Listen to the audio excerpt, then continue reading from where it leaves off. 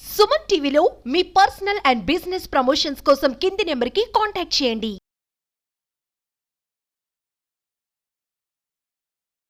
Suman TV ప్రేక్షకులకి నా ఉదయపూర్వక ధన్యవాదాలండి. చిన్నపిల్లల్లోని ఎక్కువ మూత్రం పోసేటప్పుడు మంట అనేసి ఏడుస్తూ ఉంటారు. ఎరుపుగా వస్తూ ఉంటుంది ఓవర్ వీట్ అయిపోయి. వాళ్ళకి ఏం చేస్తారంటే ఓవర్ వీట్ అయిపోవడంలోనే ముక్కంట నీరు కారడం, జలుబు చేసి కళ్ళు మంటలు వచ్చేసి చాలా బాధపడుతూ ఉంటారు. వాళ్ళకి మన ఓల్డ్ పూర్వకాలంలోని మన పెద్దలు చేసేవాళ్ళు కరక్కాయ, పసుపు, ముద్ద కర్పూరం కొబ్బరి నూనెలో కలిపి ఆవుసు పట్టేయండి, వేడి తగ్గుతుంది. ఇంకా అది అలాగా మన పెద్దల్లో కానీ చిన్నల్లో కానీ మళ్ళీ పూర్వాన్ని చేసేవాళ్ళు ఇప్పుడు ఎవరు చేస్తలేదు.